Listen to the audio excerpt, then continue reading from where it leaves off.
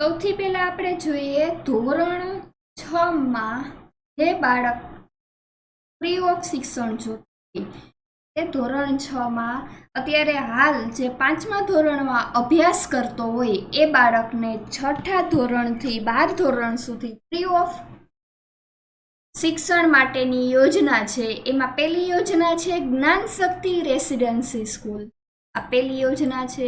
બીજી છે Gyanshakti tribal residency school અને ત્રીજી છે જ્ઞાન સેતુ ડે સ્કૂલ। રક્ષાશક્તિ સ્કૂલ અને મોડેલ સ્કૂલ શાળાઓમાં ધોરણ 6 માં પ્રવેશ માટેની એક પરીક્ષા આવે છે। એ પરીક્ષાનું નામ છે CET, કોમન એન્ટ્રન્સ ટેસ્ટ। જો એ પરીક્ષામાં બાળક પાસ થઈ જાય તો એને ગવર્મેન્ટ તરફથી ધોરણ 6 થી 12 માં ફ્રી ઓફ શિક્ષણ મળે છે, એને જે સ્કૂલ સિલેક્ટ કરેલી છે તેમાં। તો એના વિશે વાત કરીએ તો સૌથી પહેલા કેટલી યોજનાઓ છે તે જોઈએ। પહેલી યોજના છે જ્ઞાનશક્તિ રેસિડેન્સી સ્કૂલ, બીજી છે જ્ઞાનશક્તિ ટ્રાઇબલ રેસિડેન્ટ સ્કૂલ, ત્રીજી છે જ્ઞાન સેતુ ડે સ્કૂલ, ચોથી છે રક્ષાશક્તિ સ્કૂલ અને પાંચમી છે મોડેલ સ્કૂલ। તો આપણે સ્ટેપ બાય સ્ટેપ એક એક સ્કૂલનો અભ્યાસ કરીએ તો એમાં જે આવે છે કે અલગ અલગ સ્કૂલના નામ આપેલા છે। એમાં જે રેસિડેન્સી સ્કૂલ છે ત્યાં આ સ્ટુડન્ટને ત્યાં રહેવાનું છે અને ડે સ્કૂલ છે એ ઘરેથી પણ બાળક અભ્યાસ કરી શકે। ત્યારબાદ આગળ જોઈએ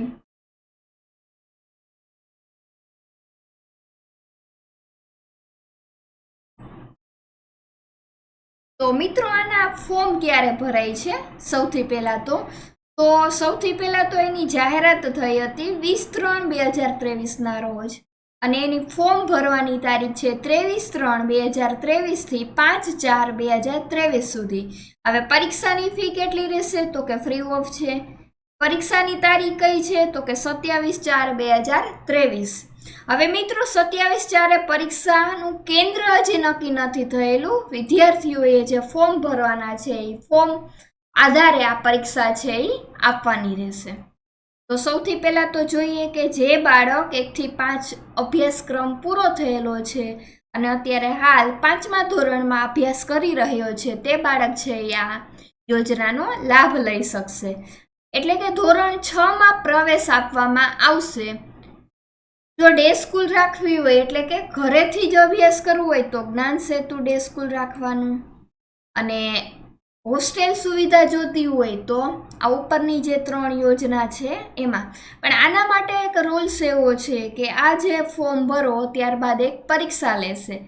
એ પરીક્ષા કોમન એન્ટ્રન્સ ટેસ્ટ લેવાશે અને એ પરીક્ષા લીધા પછી એમાં મેરિટમાં નામ આવશે એટલે કે પાસ થશે તો આનો લાભ તમને મળી શકશે। હવે પરીક્ષા કયા પ્રકારની હશે એટલે કે પરીક્ષાનું માળખું કેવું હશે તો પરીક્ષા છે એ ઓબ્જેક્ટિવ હશે કે હેતુલક્ષી પ્રશ્નવાળો એક પ્રશ્ન હશે, 4 વિકલ્પ હશે, એમાંથી એક વિકલ્પ સિલેક્ટ કરવાનો રહેશે। પ્રશ્નપત્ર છે 120 માર્કનું રહેશે અને ટાઈમ રહેશે 150 મિનિટનો એટલે કે 150 મિનિટનો ટાઈમમાં તમારે 120 માર્કનો પ્રશ્નપત્ર સોલ્વ કરવાનું રહેશે। પ્રશ્નપત્રનું માધ્યમ કેવું રહેશે તો કે ગુજરાતી માધ્યમ માટે ગુજરાતી રહેશે અને ઇંગ્લિશ મીડિયમ માટે ઇંગ્લિશની ભાષા તમે સિલેક્ટ કરી શકો છો। હવે એનો અભ્યાસક્રમ કેવી રીતે રહેશે તો કે તેમાં ગણિત, ગુજરાતી, ઇંગ્લિશ, હિન્દી, પર્યાવરણ જેવા વિષયો તથા તાર્કિક એટલે તર્કને લગતી કસોટીઓ, સામાન્ય જ્ઞાન વગેરે જેવા વિષયો રહેશે। પરીક્ષા પેપરનું જે માળખું છે તે આ પ્રમાણે રહેશે કે તાર્કિક ક્ષમતા કસોટી છે 30 માર્કની રહેશે, ગણિત છે 30 માર્કનું રહેશે, પર્યાવરણ છે 20 માર્કનું રહેશે, ગુજરાતી છે 20 માર્કનું રહેશે અને ઇંગ્લિશ અને હિન્દી છે તે 20 એટલે ટોટલ 120 માર્કનું પ્રશ્નપત્ર હશે।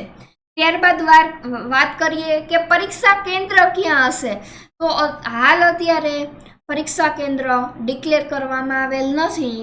એ તમને 27 તારીખે જ્યારે તમે કોલ લેટર ડાઉનલોડ કરો એના ઉપરથી તમારે હવે પરીક્ષા છે એ તમારે પરીક્ષાના સ્થળે સ્વખર્ચે જવાનું રહેશે। ત્યારબાદ સ્કૂલની પસંદગી તો કે આ કોમન જે પ્રવેશની ટેસ્ટની પરીક્ષા હતી એમાં મેરિટ આધારે શાળામાં પ્રવેશ આપવામાં આવશે. અને ખાસ તો એ કે શાળાની પસંદગી તમને આપવામાં આવશે, જે અલગથી પ્રવેશ સમયે તમને સૂચના આપવામાં આવશે. અત્યારે હાલ એ કોઈ પ્રકારની સૂચના ડિક્લેર કરેલી નથી. ત્યારબાદ તો કે મેરિટમાં આવતા બાળકોને પ્રવેશ આપવામાં આવશે. આ પ્રવેશ છે એ ઓનલાઈન ફોર્મ જ ભરી શકાશે, ઓફલાઈન ફોર્મ ભરી શકાશે નહીં. હવે તમારે ફોર્મ ભરવા માટે કઈ વેબસાઇટનો ઉપયોગ કરવાનો રહેશે, તો કે અહીંયા જે તમને વેબસાઇટ આપેલી છે www.sabexam.org ઉપર તમે ફોર્મ ભરી શકો છો. ઓનલાઈન જ ફોર્મ ભરવાનું છે અને પરીક્ષા ફી છે એ નથી, ફ્રી ઓફ છે આ પરીક્ષા. ત્યારબાદ વાત કરીએ તો કે જે તમે પ્રવેશ પરીક્ષાના ફોર્મ ભરો છો, જો તમે મોડેલ સ્કૂલ શાળામાં સિલેક્ટ કર્યું હોય તો તમારે બીઆરસી ભવન અથવા તો સીઆરસી ભવનમાં અથવા તો જે વિદ્યાર્થી શાળામાં તદ્દન ફ્રીમાં ભરવામાં આવશે તે સ્વનિર્ભર શાળામાં વિદ્યાર્થી માત્ર રક્ષાશક્તિ સ્કૂલ અથવા તો મોડેલ સ્કૂલ માટે જ પ્રવેશ મેળવી શકશે. રક્ષાશક્તિ સ્કૂલમાં સ્વનિર્ભર શાળાઓમાં વધુમાં વધુ 25 વિદ્યાર્થીઓને એટલે કે 25% વિદ્યાર્થીઓને જ પ્રવેશ આપવામાં આવશે. આ ફોર્મ છે એ ઓનલાઈન ભરવાનું છે. ફોર્મ ભર્યા પછી એની પ્રિન્ટ આઉટ છે તમારે સાચવી રાખવાની રહેશે.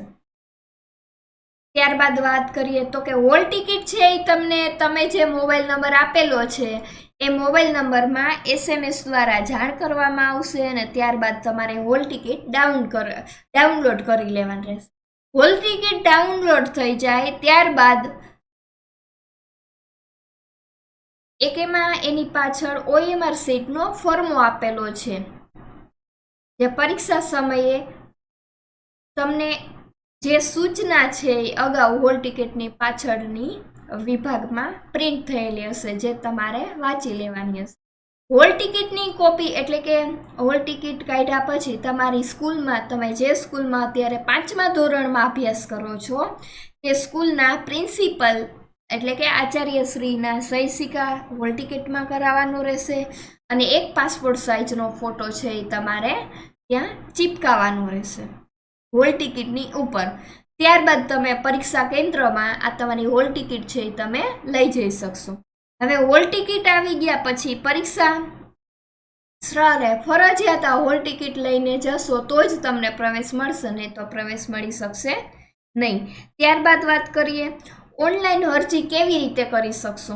જો તમે ગવર્મેન્ટ સ્કૂલમાં ભણતા હોય અથવા તો અર્ધ સરકારી ગ્રાન્ટેડ સ્કૂલમાં ભણતા હોય તો તમારી સ્કૂલના પ્રિન્સિપલ અથવા તો તમારે સ્કૂલે જ તમે આ ફોર્મ ભરી શકો છો. અને જો તમે પ્રાઇવેટ સ્કૂલમાં ભણતા હોય તો જો પ્રાઇવેટ સ્કૂલવાળા ફેસિલિટી આપતા હોય તો તમે ફોર્મ ભરી શકો, અથવા તો તમે તમારા ફોન દ્વારા અથવા તો સાયબર કાફેમાં જઈ અને તમે આ ફોર્મ ભરી શકો છો.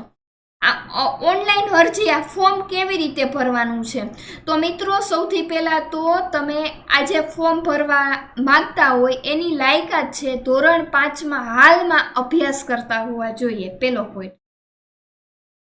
ત્યારબાદ ઓનલાઈન ફોર્મ છે એમાં તમારું નામ છે, અટક છે, જન્મ તારીખ છે, જાતિ, ખાસ કરીને કેટેગરીમાં કેમાં આવો છો, જનરલમાં, ACBCમાં કે SC કે ST, ખાસ એ ધ્યાન રાખીને ફોર્મ ભરવું, પાછળથી આમાં સુધારો થઈ શકશે નહીં. ત્યારબાદ ફોર્મ ભરવા માટે તમારે 18 અંકનો એક UID કોડ જોશે. એ તમે જે સ્કૂલમાં અભ્યાસ કરો છો એ સ્કૂલ પાસેથી તમારો UID કોડ છે એ મેળવી લેવાનો રહેશે. UID કોડ એટલે આધાર ડાયટ્સ નંબર, જે 18 અંકનો હોય તમારી સ્કૂલમાં. હાલ તમે જે 5મા ધોરણમાં જે સ્કૂલમાં ભણો છો એ સ્કૂલમાંથી તમારે મેળવી લેવાનું રહેશે.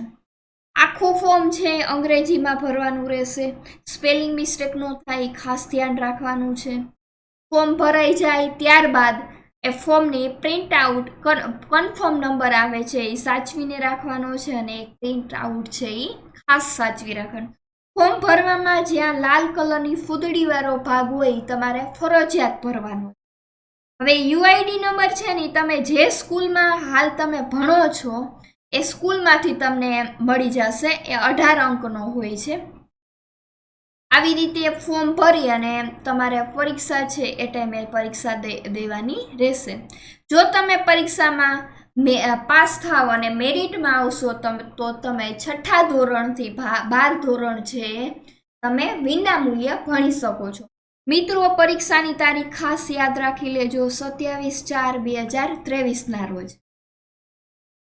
હવે આમાં અલગ અલગ સ્કૂલ છે, એમાં ખાસ કરીને જે સ્કૂલ છે ડે સ્કૂલ છે. ડે સ્કૂલમાં એવું થશે કે તમે તમારી ઘરે જ રહી અને તમારી ઘરેથી તમને જે તાલુકામાં એક સ્કૂલ આપવાનું આવેલી હોય એ સ્કૂલમાં તમે અભ્યાસ કરી શકો છો.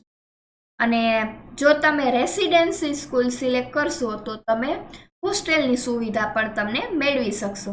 તમે એક જ સમયે આ 4 યોજનાઓનો એટલે કે 5 યોજનાનો લાભ લઈ શકો છો. Gyanshakti residency school, Gyanshakti tribal residency school, Gyansetu school, Rakshashakti school અને મોડેલ સ્કૂલ. આ 6થા ધોરણમાં પ્રવેશ માટેની આટલી સ્કૂલો અલગ અલગ છે જે તમારે સિલેક્ટ કરવાની રહેશે, અથવા તો બધી સ્કૂલમાં તમે એડમિશન લઈ શકશો. આમાં ખાસ એ જોવાનું છે કે એકવાર પરીક્ષામાં પાસ થાવ ત્યારબાદ મેરિટ લિસ્ટ બહાર પડશે અને મેરિટ પ્રમાણે તમને તમારા તાલુકામાં જે સ્કૂલમાં તમને મેરિટમાં નામ આવે એ પ્રમાણે તમે એડમિશન મેળવી શકશો. હવે સરકારી અને ગ્રાન્ટેડ સ્કૂલ છે અથવા તો નગરપાલિકા મહાનગરપાલિકા સંચાલિત જે આદિવાસી સ્કૂલ છે, આદિવાસી વિસ્તાર હેઠળ જે સ્કૂલ છે, ગ્રાન્ટેડ સ્કૂલ હોય કે ટ્રાઇબલ એજ્યુકેશન સોસાયટી સંચાલિત સ્કૂલ હોય, એ સ્કૂલમાં જે બાળક 1 થી 5 ધોરણમાં અભ્યાસ કરતો હોય એ બાળકો એટલે કે આદિવાસી જાતિના જે બાળકો છે એ બાળકોને જ્ઞાનશક્તિ રેસિડેન્સી સ્કૂલ અને જ્ઞાનશક્તિ ટ્રાઇબલ રેસિડેન્સી સ્કૂલ એ બધામાં ખાસ સૌથી પહેલો અગ્રતા ક્રમ આપવામાં. તો આવી રીતે તમે ધોરણ 5માં હાલ જે અભ્યાસ કરતા હોય એ બાળકો છે એ CET એટલે કોમન એન્ટ્રન્સ ટેસ્ટમાં લાભ લઈ શકે છે. Thank you.